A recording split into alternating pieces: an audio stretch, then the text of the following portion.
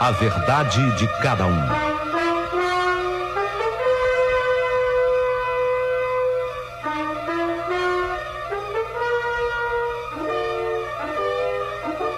Corria o ano de 1999 e eu enfiei na minha cabeça: virada do século. Eu quero dar também uma virada na minha vida. Afinal de contas, eu cheguei aos 30 anos, em 99 eu completei 30 anos e nada eu tenho. Ganhando coisa próxima ao salário mínimo, o que eu poderia amealhar para minha vida? Até hoje, eu moro na casa da mamãe. Sequer tenho condições de alugar um cantinho para mim. Minhas perspectivas são péssimas. Cheguei à conclusão de que o Brasil não era o país para quem quisesse ser alguém na vida e como eu queria vencer. O problema é que eu não tinha estudo. Eu parei no comecinho do terceiro colegial. Nem concluí o colegial. Eu tinha a força de trabalho. Eu sempre fui uma pessoa disposta a enfrentar o que viesse pela frente. Eu nunca tive medo de trabalho. Eu havia puxado o meu falecido pai, que como ferroviário, ele fazia concertos em trilhos de trens e ele carregava aqueles pesados dormentes, aquelas travessas de madeira colocadas para suportar os trilhos e o próprio trem. Meu pai era um pé de boi para o trabalho, tanto que o seu coração acabou não suportando e meu pai faleceu de infarte quando contava apenas 50 anos de idade. Depois da morte do meu pai, a minha mãe foi obrigada a vender uma joia que ela havia herdado da mãe. Um lindo cordão, um cordão grosso. Um cordão de ouro grosso, bonito, com uma grande medalha do Sagrado Coração de Jesus. A minha mãe era tão apegada àquela joia. Foi com tanto pesar, mas ela teve que vender a joia. E eu, apesar de ser mulher, tinha aquela força de trabalho que eu tinha herdado do meu pai. Mas isso nunca havia dado dinheiro. Eu trabalhava tanto para um resultado financeiro tão minúsculo. Aquilo tudo só fazia cada vez mais eu pensar que eu tinha que, pegar o rumo. Pegar o rumo e ir embora do Brasil. Afinal de contas, aqui não ia dar. E veio ainda se somar a isso o fim do meu casamento. E a sorte foi que eu não tive filhos no período de 4 anos que durou o meu martírio. Não foi nem casamento, meu martírio. Meu marido era um zero à esquerda, se revelou um aproveitador, tipo de homem que ficava em casa enquanto eu batalhava, eu lutava em 2 empregos, sem contar que ele bebia e bêbado ainda era agressivo. Era um martírio, não era um casamento. Nem sei como suportei 4 anos. Então, naquele 1999, eu decidi a minha vida, eu coloquei ponto final no meu casamento. E já foi tarde. E tomei a decisão mais importante da minha vida. Chega! Eu vou embora do Brasil. Aqui não dá. Eu nasci para vencer. Quero virar o século estando nos Estados Unidos da América. Então juntei aquele pouquinho que eu tinha com tanto esforço. Fiz mala, mochila. Me despedi dos meus 3 irmãos. E o mais difícil, me despedi da minha mãe.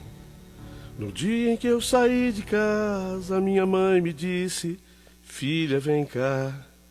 Passou a mão nos meus cabelos, olhou em meus olhos, começou a falar. Quase que eu desisti.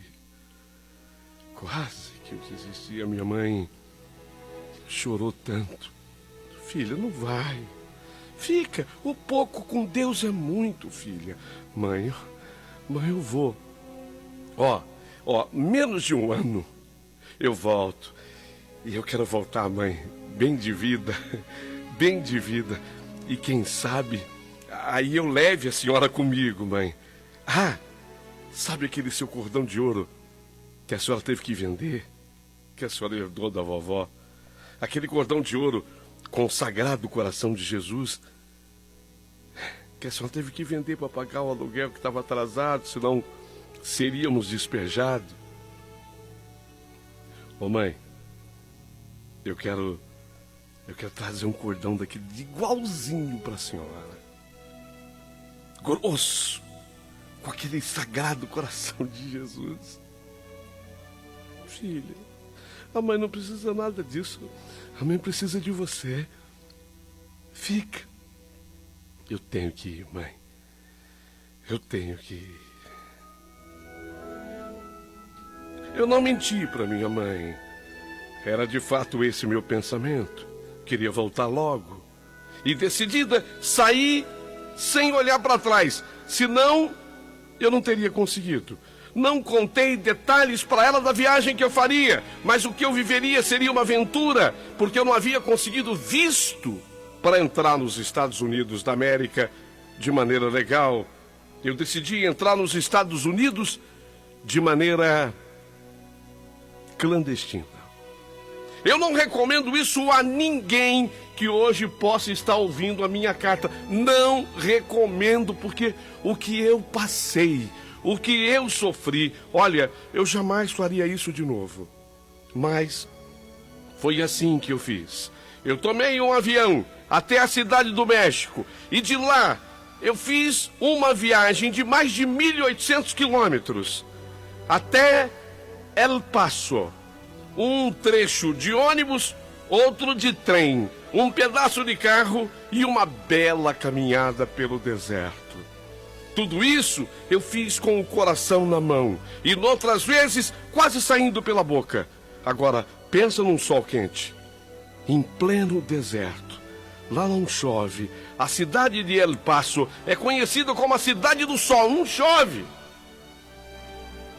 Entrei pelo oeste do Texas. Mais faroeste que isso, impossível.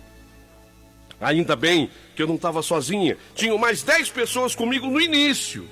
Mas só a metade concluiu a viagem. A outra metade, eu vou desistir. E foi desistindo. Sem contar que pagamos ainda caro os chamados coiotes.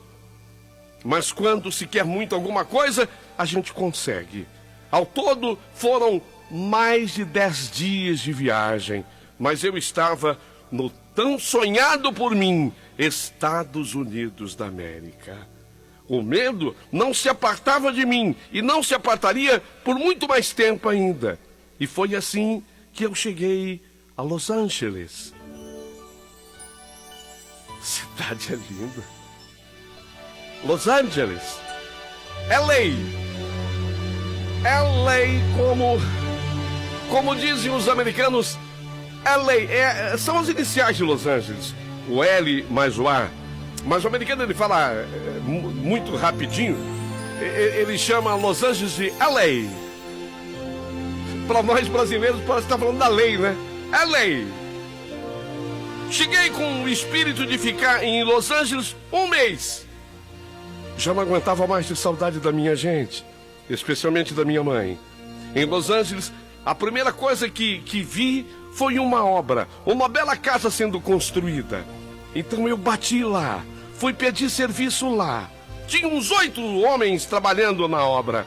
Quando viram uma mulher querendo trabalhar em obra, riram de mim. Mas o chefe, ele foi com a minha fachada, foi com a minha cara e resolveu me dar uma oportunidade. Era tudo que eu buscava, era tudo que eu queria. Trabalhei ali feito gente grande. O chefe ficou muito bem impressionado comigo e não se cansava de me elogiar. Me prometeu serviço para sempre. Eu fiquei feliz. Era o primeiro sinal positivo da minha vida na nova terra. Essa casa, na qual eu trabalhava na construção, ficou pronta. Ficou pronta e veio a família milionária, dona da casa, visitar o imóvel, que só carecia de pequena parte de acabamento final. Foi aí que a Scarlett, Miss Scarlett, a dona da casa, me conheceu. Quando ela me viu trabalhando ali no meio dos homens, eu, mulher, ela ficou impressionada comigo. E com a minha força de trabalho, ela veio conversar comigo. Eu precisei da ajuda do chefe como tradutor, mas deu para eu me virar com ela. Nasci ali, de uma maneira repentina e guiada por Deus, uma amizade entre mim e Scarlett. Sabe quando os santos batem, eles combinam? Houve uma combinação instantânea entre mim e Miss Scarlett. Ela casada com Mr. Dixon. Eles eram donos de uma indústria de brinquedos em LA, em Los Angeles. Lá, Los Angeles, para quem não sabe, é a terra dos estúdios de cinema, os maiores estão lá. Terra do petróleo, fábrica de aviões, fábrica de naves, fábrica de automóvel. Lá tem de tudo. Mas também tem, em Los Angeles, grandes indústrias de brinquedos. E uma dessas indústrias pertencia à família da casa, proprietária da casa, que eu acabava de ajudar na sua construção. Naquela amizade surgida com Dona Scarlett, surgiu o convite que iria mudar por completo a minha vida para sempre. Ela, vendo a minha força de trabalho, me convidou para eu trabalhar com ela em sua casa, aquela que eu estava acabando de fazer. Veja o que é o destino. Eu não podia recusar. Eu agradeci demais ao chefe. Aliás, foi a oportunidade dele que me abriu portas. E foi assim que eu caí no gosto daquela família milionária, mas incrível. Mr. Dixon e Miss Scarlett, mais 4 filhos. Não demorou muito, eu virei uma espécie de governanta da casa. Para isso, eles me pagavam um excelente salário e o melhor, livre de tudo, porque eu tinha comida na casa e lugar para morar. Havia uma pequena casa nos fundos da mansão e era ali que eu morava. A minha tão sonhada virada na vida acabava de chegar com a ajuda de Miss Scarlett e eu mandava dinheiro para minha mãe no Brasil. E aquele dinheiro também foi mudando a vida da minha mãe aqui no Brasil. Mas havia um problema. Eu era ilegal, eu era irregular, eu era clandestina. Eu havia entrado clandestinamente no país. Devia ter aberto o jogo de cara com a Miss Scarlett. Mas eu fiquei com medo e eu me calei. Eu ajudava a minha mãe com bastante dinheiro. Mas não podia nem cogitar vir ao Brasil, senão nunca mais que eu entraria lá. Isso também fazia de mim a pessoa mais caseira do mundo. Forçosamente, eu era a mais caseira do mundo. E o medo que eu tinha de sair na rua. Nossa, como você gosta de ficar em casa. Eu gosto. A família vivia a viajar. E eu ficava na casa tomando conta de tudo. E dos animais que eles mantinham, 6 cachorros, 1 pavão, 3 gansos. Essa minha serventia fazia a família se apaixonar ainda mais por mim. E o tempo implacável foi passando, foi passando, foi passando, foi passando, foi passando, foi passando, foi passando. Eu não conseguia mais me interessar pelos homens. Eu tive até alguns namorados por lá, mas nada que fosse tão sério.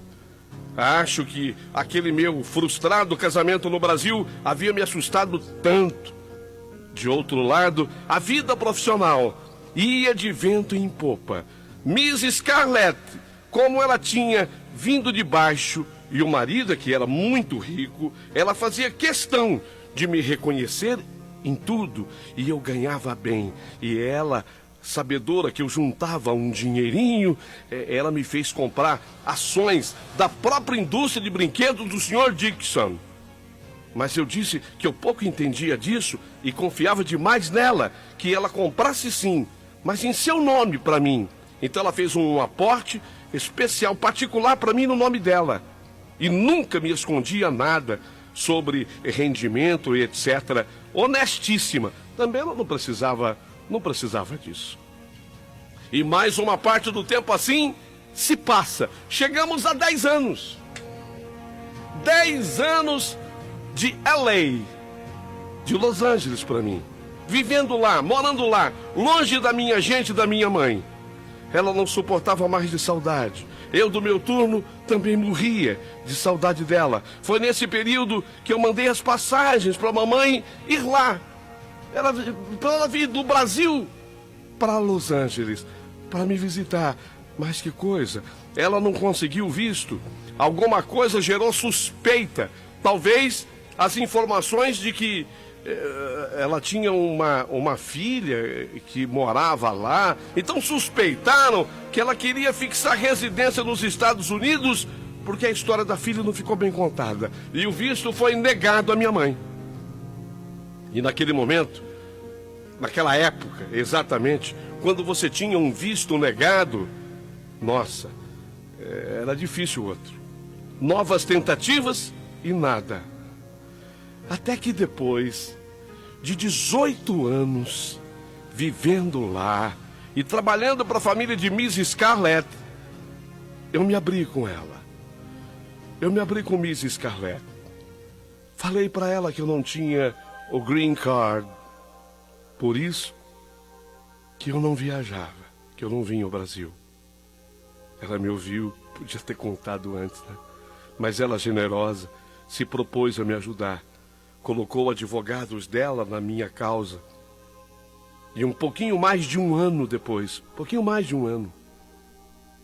eu estava já com os documentos em mãos. Você não pode imaginar a alegria que eu senti. Eu pude investir em coisas que eu queria, mas agora usando o meu próprio nome. Eu era uma cidadã.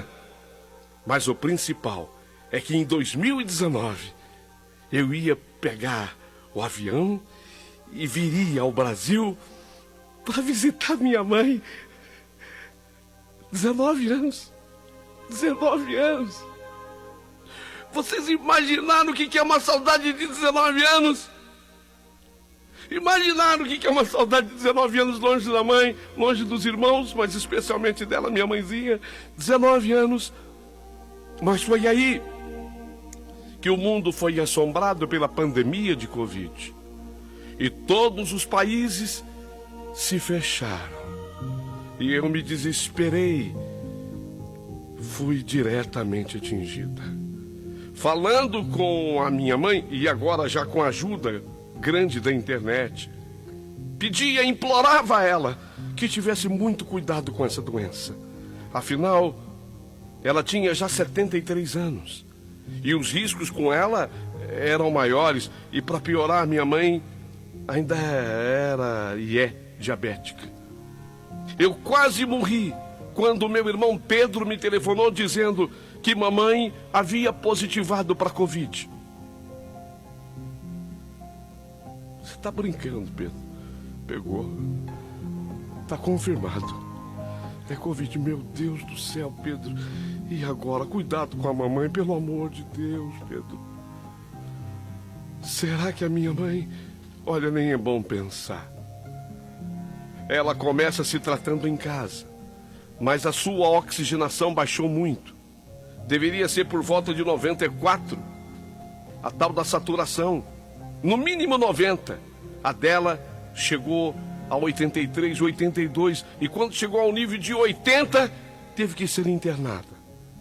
E internada, a minha mãe acabou sendo entubada. Essa informação me matou, porque normalmente quem era entubado morria. A grande maioria. E a minha mãe ficou entre a vida e a morte. Arrependimento. Me bateu um arrependimento. Eu tinha um grande arrependimento. Eu tinha vencido. Podia-se dizer que eu tinha vencido. Olha, até comparando com a pobreza e a miséria do Brasil, eu havia enriquecido. As minhas ações haviam rendido bastante. Eu tinha comprado imóveis agora em Los Angeles. Eu tinha comprado imóveis lá. Mas eu iria perder a minha mãe. Iria perder a minha mãe sem vê-la. Mais de 19 anos de saudade. Eu sempre fui devota a Nossa Senhora. Sempre confiei na intercessão dela. Por isso eu fui numa das catedrais mais lindas do mundo. Fica lá em LA, Los Angeles. A Catedral de Nossa Senhora dos Anjos. Quem ainda não visitou um dia, visite. Então eu fui à Catedral de Nossa Senhora dos Anjos. E lá eu fiz uma oração. Oh, minha Nossa Senhora. Da minha devoção e da devoção da mamãe. Interceda junto a Jesus e ao Senhor. que eu tenha pelo menos essa oportunidade, Nossa Senhora, de ver a minha mãe, nem que seja pela última vez, mas eu queria ver a minha mãe com vida. Eu tô há 19 anos longe dela. 19 anos morrendo de saudade dela. Nem que seja a última vez, Nossa Senhora. Interceda por mim. Não permita que a minha mãe morra. Me dê essa chance.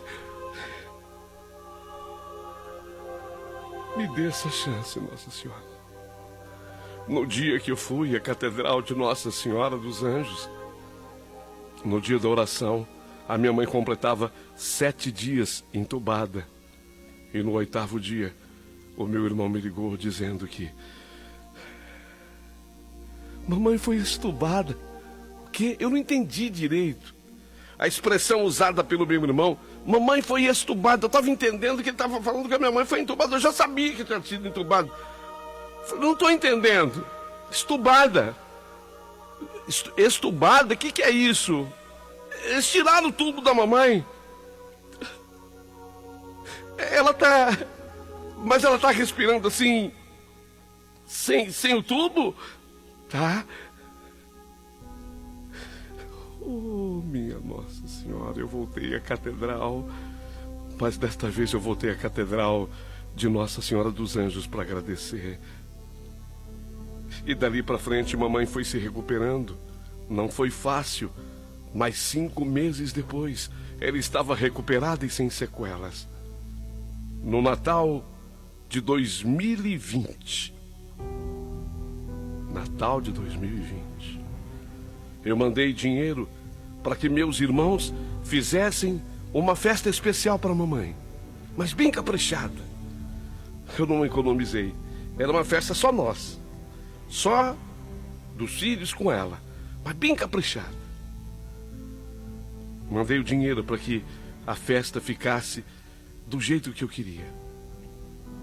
Tomei o avião. Cheguei no Brasil na noite do dia 23 de dezembro. Mas não fui ao encontro da minha mãe. Me hospedei no hotel. E lá a minha irmã, a Leninha, me levou a roupa do Papai Noel.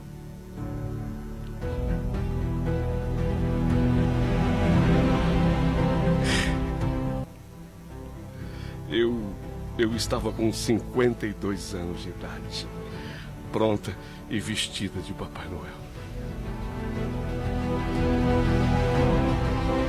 Todos estavam na casa, o táxi me deixou em frente.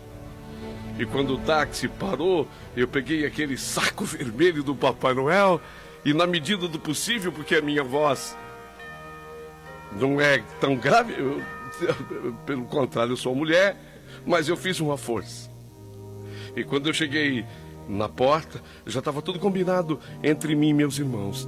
Quando eu cheguei na porta, Papai Noel chegou.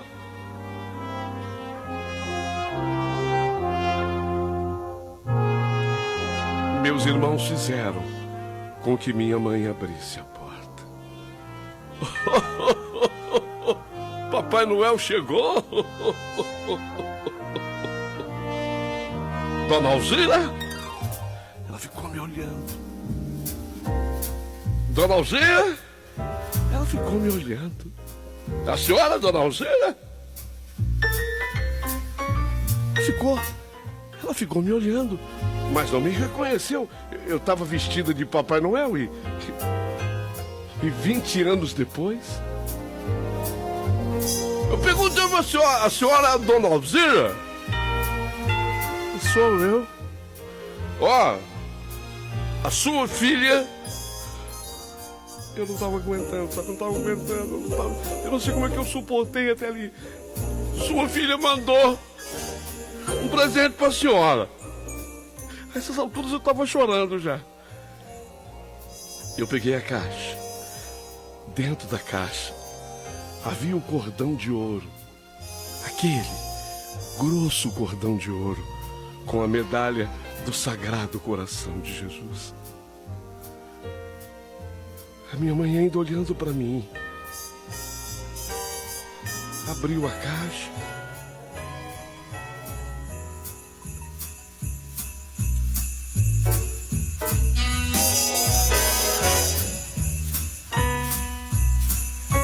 É você, Gil? É você, Gil? Eu só esperei ela dizer isso. E eu abracei a minha mãe. 20 anos de saudade. 20 anos, mãe. Filha, o que está acontecendo aqui é um milagre, filha. Eu nunca imaginava te encontrar de novo. Como é gostoso te abraçar, mãe. Como é gostoso te abraçar e poder te curtir tão de perto. Sou tão grata da sua voz, meu amigo. Que quando a gente tem um sonho, e bons propósitos, a gente realiza. É preciso ter bons propósitos, as melhores das intenções, porque aí a aura divina vem protetora para nos ajudar. Foi assim que se deu comigo. Foi assim. Eu e mamãe estamos mais unidas do que nunca. E ela, danadinha, se adaptou rapidinho a LA. Ela já sabe até falar que ela mora em LA. Ah, quando nós chegamos aqui, a primeira coisa que ela fez questão de fazer comigo foi ir à Catedral de Nossa Senhora dos Anjos e agradecer.